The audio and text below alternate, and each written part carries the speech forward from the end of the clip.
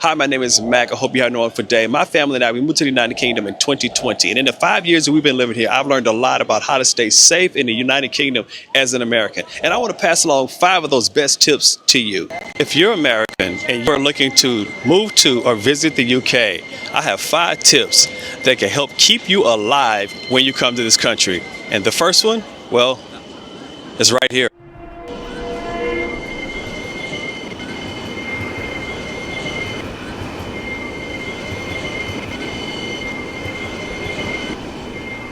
There was no loud siren from that train, and if you're not prepared for that, you could walk right out into an oncoming train, and that would give you a very bad day.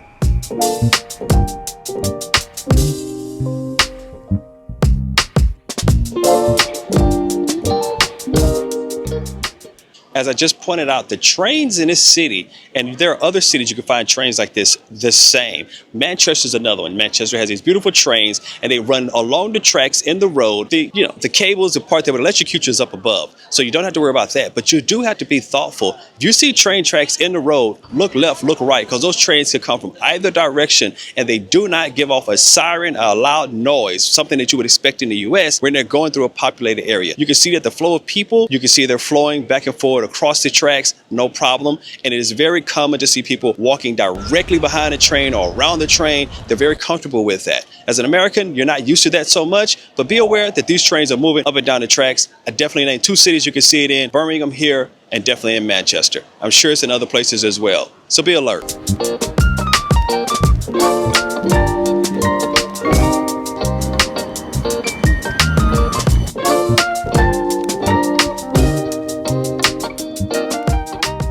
So everyone knows that you should look left and right before you cross the street. Even if you're at a crosswalk and you're at a pedestrian sign that says you can walk, you should always look left and right when you cross the street. The key thing here is for Americans.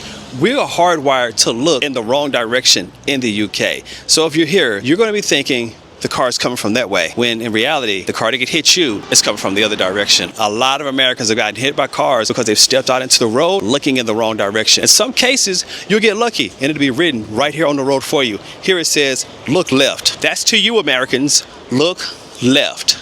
On the other side of the road, it says look right. But at every crosswalk, you don't get the advantage of a sign on the road that says look to left or right. It gets to be a bit confusing. I can understand that. Should you look left or should you look right? I got a perfect solution for you. Look left, look right. Look left again, look right. But with intentionality, really focus in both directions when you're looking. Don't just kind of glance. After you look left and right twice, nothing's coming, cross the road. In the UK, the pedestrians do have the right of way, even if they're not in a crosswalk, but I wouldn't risk that. If you're kind of crossing the street, look for those crosswalks and make it a bit safer for you to cross. And here's a perfect example. When you want to look left, look right.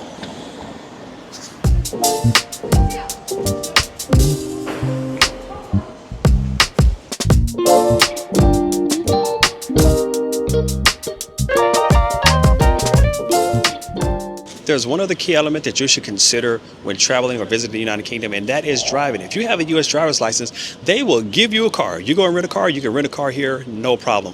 However, you should definitely be aware of the fact that the rules of the road are different. The signage is different. If you're going to travel here, you really should study the UK road rules before you get here, because there are some signs that will absolutely confuse you as an American. You've never seen them before, and what you think they mean is not what they mean. So if you're coming here, you're going to drive, make sure that you go out of your way to study the road rules. The next thing related to driving in the UK is absolutely about which side of the road you're going to be on. Now, most Americans know that the UK is on the other side of the road. I'm going to say it that way, the other side of the road. Not the wrong side, just there on the other side. So you have to get used to that. But it's more than just driving down the highway. It also means when you're going into roundabouts, you go into the roundabouts opposite as you would in the US. It also means you turn it into parking lots. You turn into parking lots different. Everything is inversed. So you have to definitely be cognizant and aware of the fact that the roads are entirely different here, and the driving is different here in the UK. And if you're not prepared for that, well, it could cost you. Another key point about roundabouts is that there's a clear hierarchy of when and how you enter or exit a roundabout.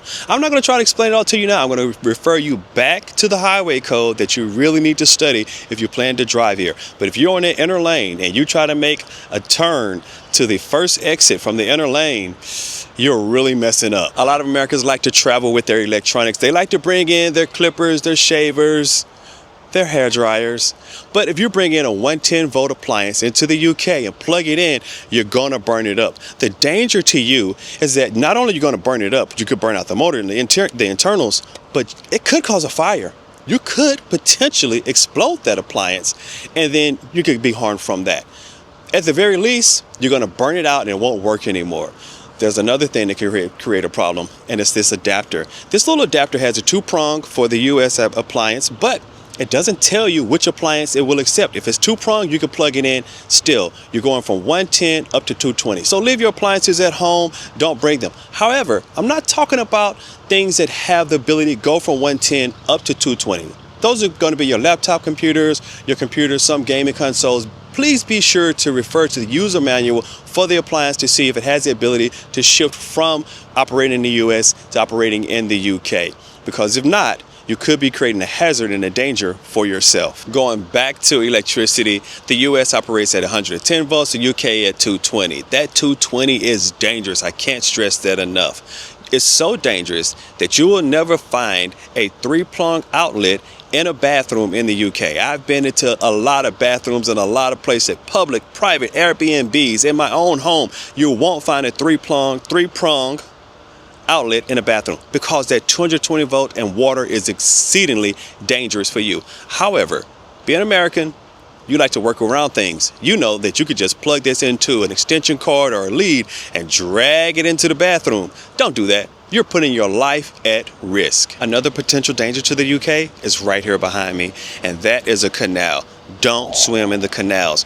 There's trash and things at the bottom that could hurt you or harm you, but one of the bigger dangers is temperature inversion, in the sense of at the bottom of the canal, it could be really cold water or really cool water. So if you jump in and you're not prepared for those colder water temperatures, you could potentially go into shock and drown. Also, a lot of the banks on these canals are steep, and once you get in, it's kind of hard to get out of. You can notice here that there are steps coming in out. This is for portage to move a boat into it or canoe, but this is not for you to jump into the canal to start swimming. So don't swim in the canals.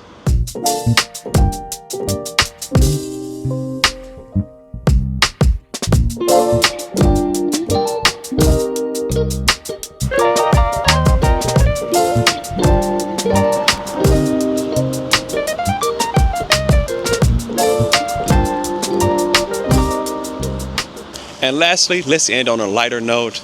Watch out for the swans. They're beautiful. You can feed them. But if you get between a swan and their chicks, you're going to have a problem, because a swan, they can break your arm. Hey, if you like this content, be sure to like and subscribe, follow along. I would love to have you as a part of our channel and follow along with our family and all of our adventures. We'll keep having fun over here in the UK, but I'd love to have you with us. But if you know of some tips that I haven't mentioned about dangers that potentially Americans could face in the UK, drop that down in the comments and help someone else out. Until next time, take care.